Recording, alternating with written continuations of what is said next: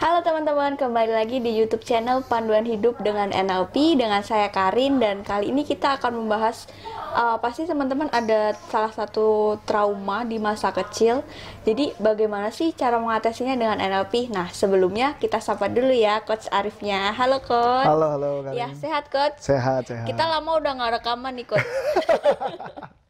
Iya, kemarin kebetulan sempat dirawat. Iya. Rawat ya. Ya mesti istirahat dulu, Kebanyakan bikin konten. Tapi sebelumnya kita simak yang berikut ini. Sebelum Anda lanjut nonton video ini, silakan Anda subscribe, like, dan share kepada teman-teman Anda sehingga channel ini bisa bertumbuh.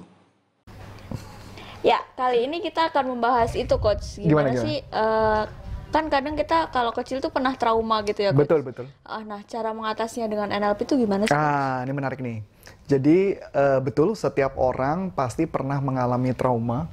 Bahkan orang kaya maupun orang susah pasti pernah ngalamin trauma. Nggak ada yang enggak. Tetapi sebelum kita membahas trauma, coba kita membahas dari satu sudut dulu nih ya, Karin. Kenapa sih seseorang bisa menjadi trauma? Orang menjadi trauma karena namanya manusia, hidup itu pasti ada persepsi. Ada persepsi. Jadi misalkan contoh, ayah kita marah, kita mempersepsikan seakan-akan dia itu sebel sama kita, tapi dia sayang sama kakak kita atau adik kita. Betul kan? Kadang-kadang kayak gitu. Atau ayah kita suka memuji, atau orang tua kita suka memuji adik kita atau kakak kita nggak pernah dipuji. Jadi seakan-akan kita dituntut.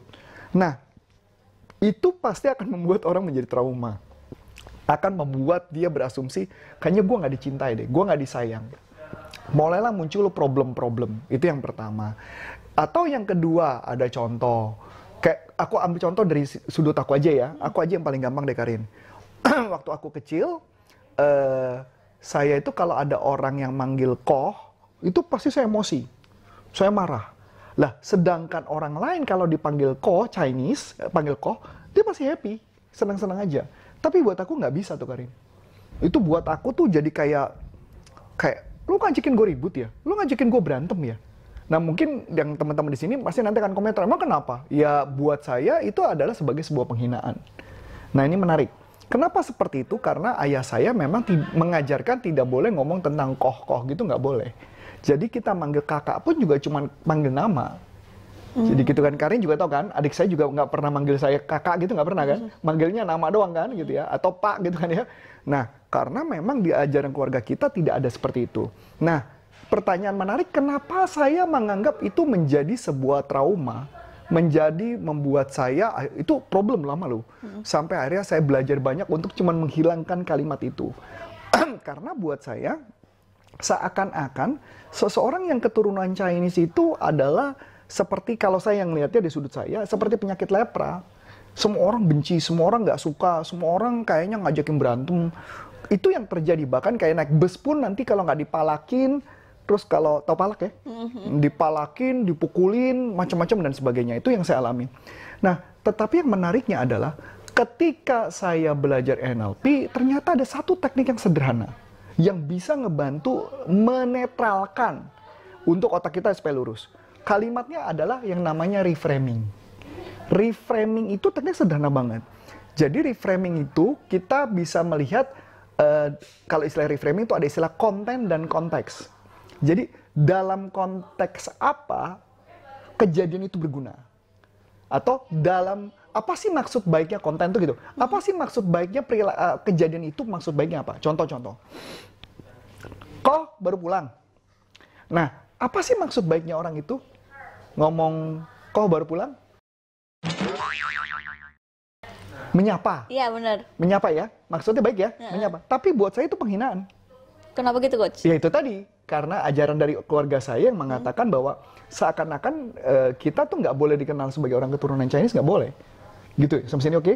Nah, jadi karena persepsi, pengalaman, value, atau nilai-nilai yang ditanamkan orang tua, itu yang membuat saya jadi kesel dan marah dan berantem. Yang which is harusnya nggak berantem, saya jadi berantem.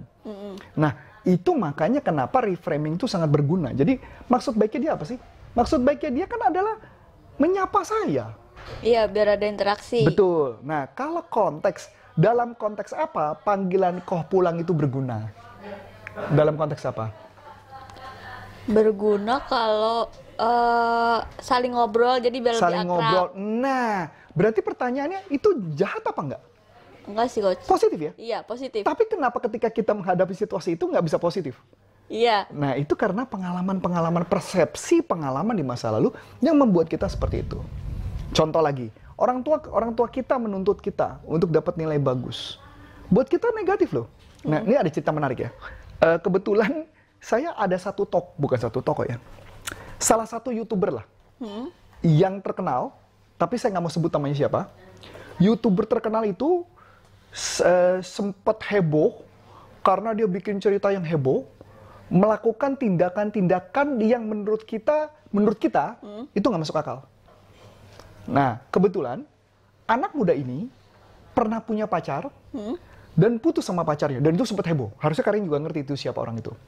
Dan yang menariknya lagi, dia putus pacarnya dan dia pernah masuk penjara karena narkoba.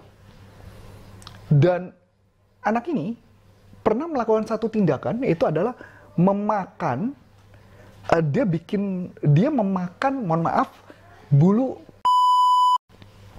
Ceweknya. Saya nggak tahu, cewek apa cowok saya nggak tahu. Pokoknya disebut itu. Ya, ini kan kalimatnya kasar kalau ngomong gitu ya. Terus kalau kita tanya, kenapa sih dia melakukan itu? Dia bilang, gue hanya mau melakukan sesuatu yang berbeda aja. Yang orang-orang tidak lakukan, gue lakukan.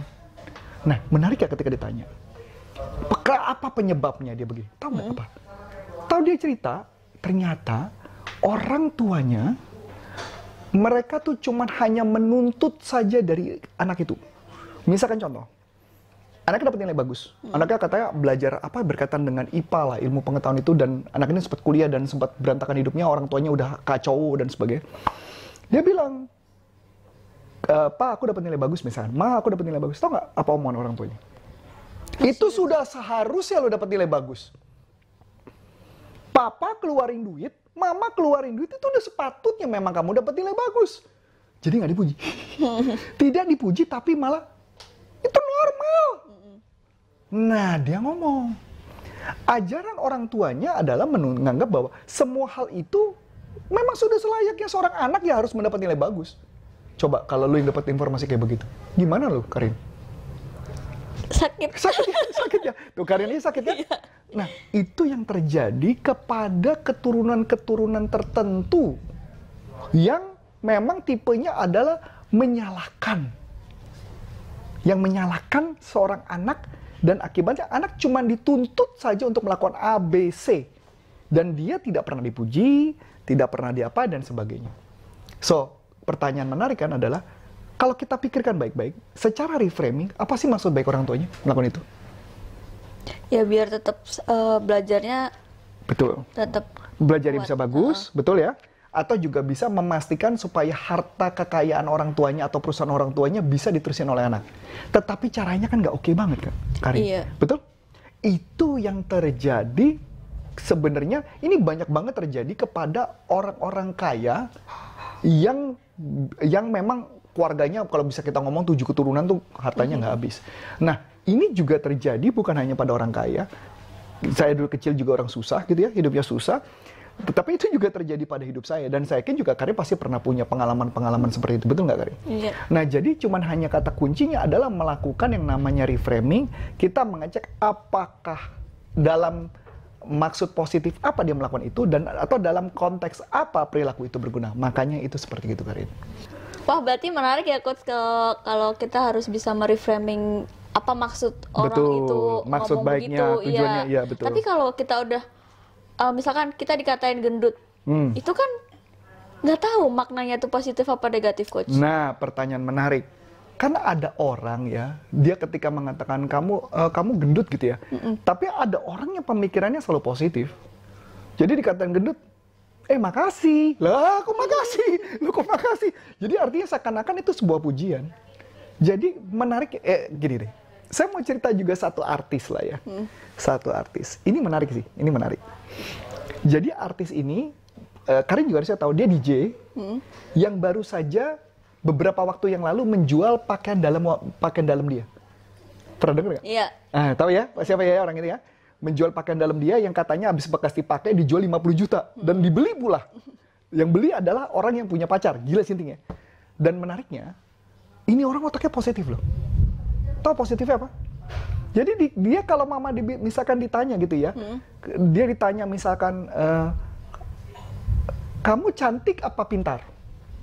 Gitu ya. Pasti dia jawab, aku nggak cantik dan aku juga tidak pintar. Nah, ketika ada orang mengatakan, kayaknya kamu nggak langsung nangkep ya. Dan dia jawabnya santai, memang aku agak on. Nah lo, keren nggak lo?